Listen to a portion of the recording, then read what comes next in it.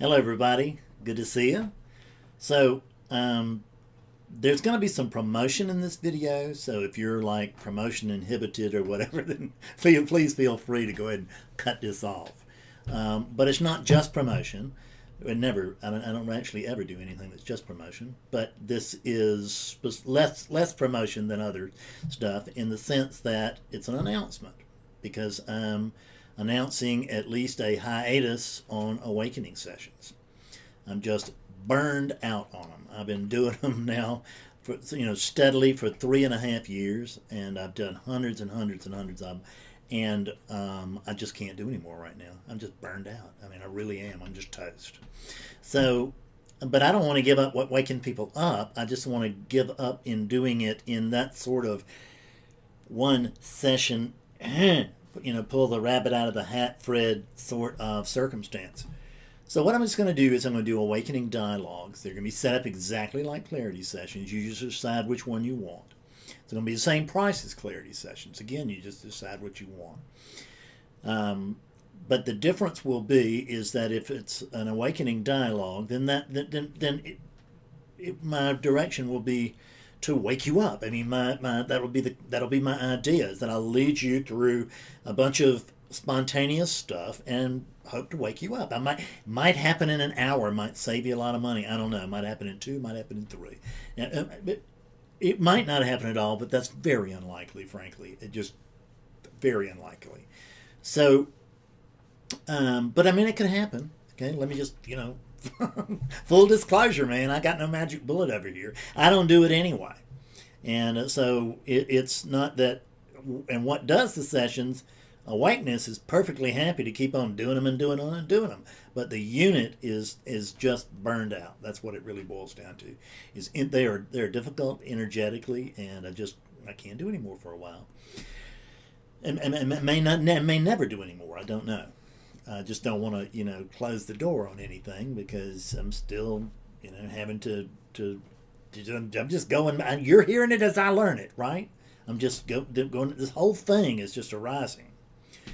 But the clarity dialogues, I had an awakening session with a guy this week, and since he had read the Awaken Now a couple of times, and it had moved him, but it hadn't woken him up, I said, well, let's just do something different.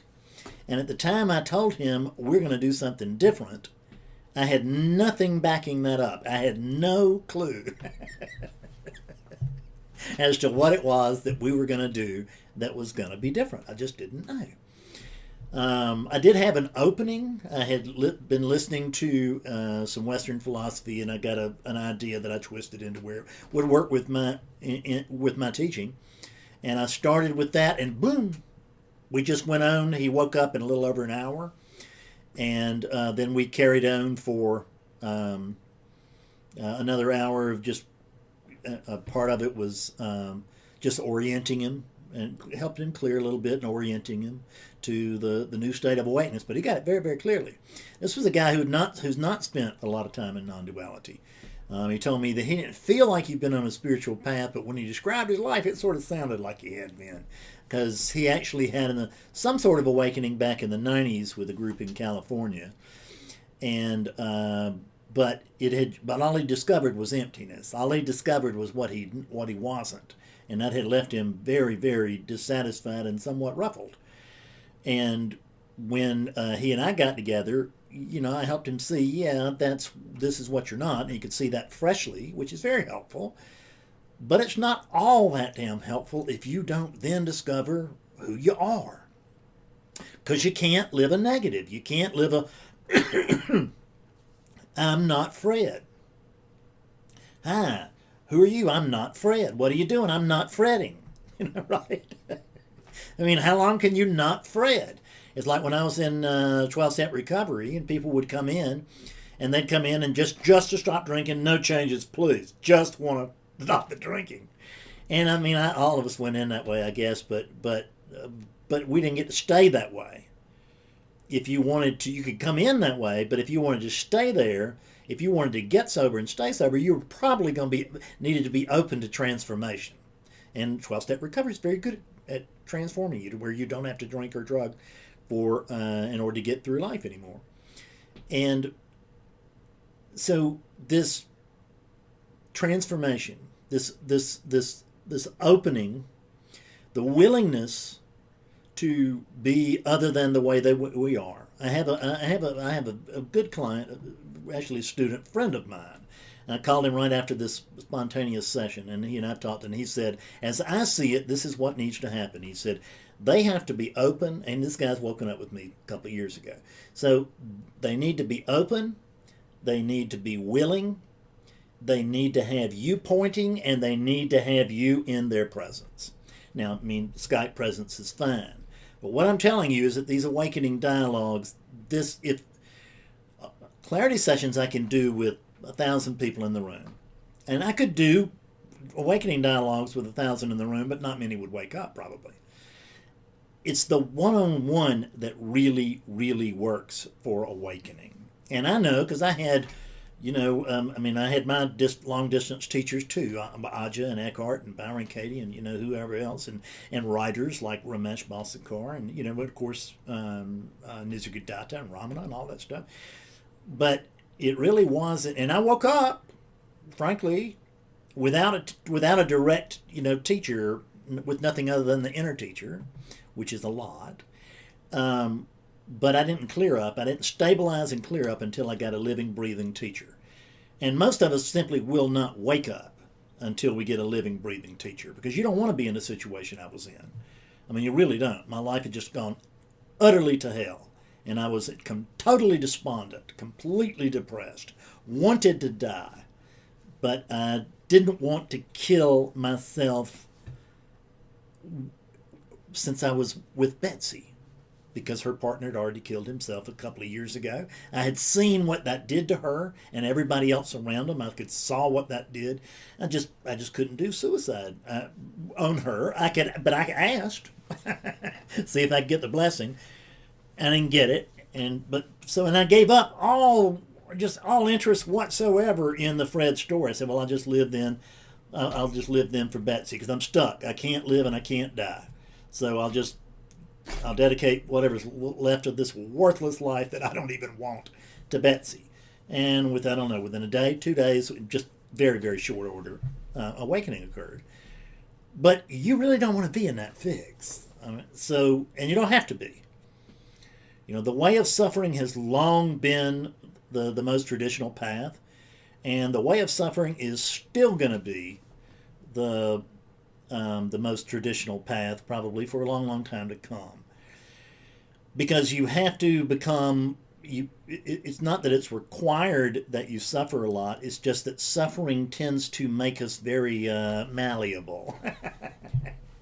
It tends to make us very open and willing for something new to happen. And we have to be willing to let go of old ideas in order to wake up. That's the key thing. That's that openness and willingness part.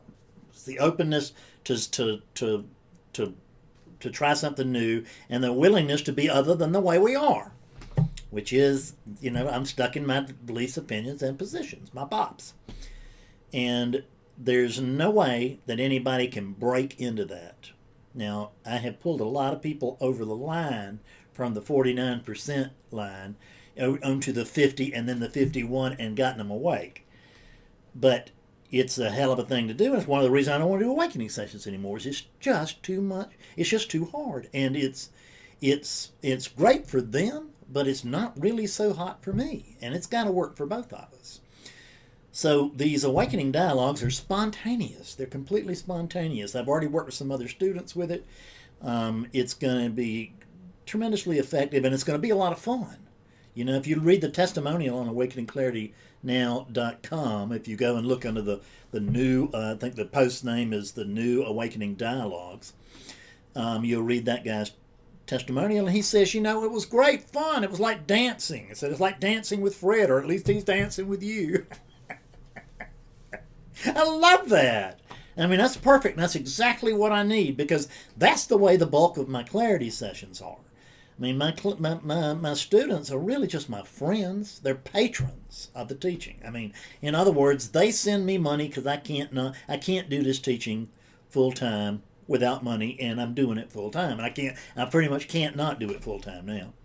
So they send me money, and I do sessions with them, and it's more or less quid pro quo, but not really. They're my friends. I mean, hell, I would talk, if I could afford it, I would talk to these people for free. You know, I really would. Yeah, I wouldn't talk to every seeker in the world for free because it just drive you crazy. But I would talk to these people who've already awakened and who are just my friends. And we get together, we laugh, we try new stuff, we wow, you know, or whatever when something works. And we laugh if something doesn't or whatever, or they don't laugh at me if it doesn't. And so I'm kind of safe ground there. And I'm not suggesting that that's the way it's going to become with awakening dialogues. It could theoretically, but I'm in hopes that 2-3 awakening dialogues and you'll be awake. I mean, I can't know that, but since I could do it in one session, I've got these new tools. I should be able to do it in short order. How about that? See, I don't want to put myself back under that gun where you get to do 2 sessions and I'll wake you up, or do 3 sessions and I'm going to wake you up. I don't want to be the magician pulling that rabbit out of the hat, because it is not actually up to me. And that's what the way that I was presenting it before is that it was up to me. And it's actually, it's not up to me. The success of an awakening session actually depends on you. And it's because it's a matter of where you are and how willing you are to tell yourself the truth. And this actually, there's nothing personal in this. I don't mean like if you are Karen, the individual over there, wondering, well, am I ready or am I not? You don't know, Karen. You're not too far away or you wouldn't be listening to this. But the only way we find out is to try. Because if oneness is ready to drop that story, it'll come see me. I mean, it's just what it does, a lot. And if it's not ready, sometimes it'll come see me anyway, but not very often. It knows not to screw around too much over here. It'll wake up, and then it blows the Karen story. Man, I can't be Karen anymore. As it is, it gets to be Karen, which is a rush, and then it gets to be that thrilling Karen right on the edge. The oneness is on the edge of its seat. Am I going to wake Karen up today? Oh! Or is Karen going to wake up today, you know? Or will it be tomorrow? Or, it's, you know, there's a lot of excitement in that. Oneness just doesn't like to give all that up, just, you know, drop of a hat. You know, and it's heard that there's nothing in awakening for the ego. So what the hell? Why would the ego want to wake up if it's not going to add something to the weak ego? The ego wants to say it wants to wake up because then it gets to add the nice personal gloss of spiritual seeker to itself.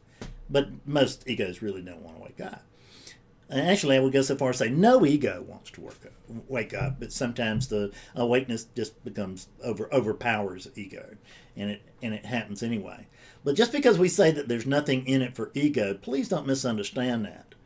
That doesn't mean that there's not anything in it for awakeness, and it doesn't mean there's not anything in it for the unit. See, it can't be for the ego because the ego doesn't exist. This is one of the things we find out in awakening is, and Ramana Maharshi used to say, you know, go use the ego to chase the ego, and you'll find and it will fall away. And that's exactly, and I found that to be the truth. So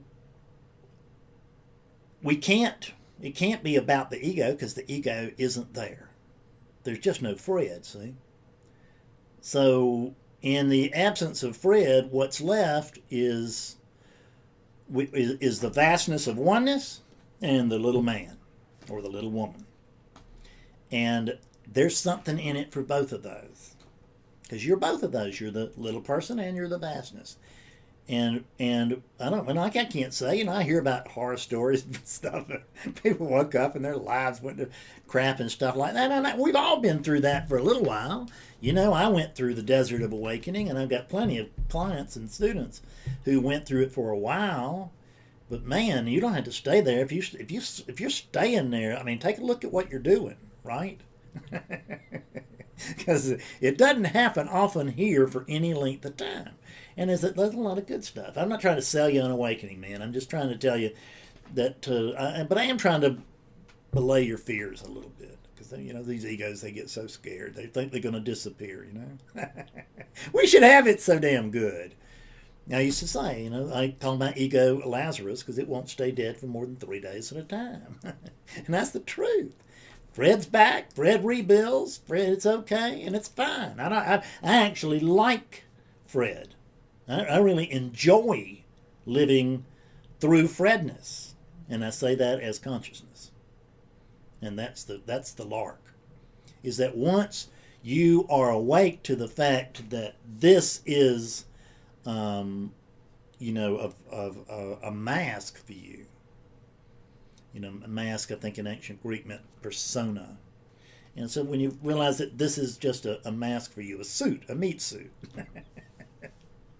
and that you get to live through it and you can't actually fail and stuff like that, man, it just, whoo! So come see me if you feel like it. And, and if you don't feel like it, that's okay. You can't help that either. Nor can I. So, great to talk to you. See you. Bye-bye.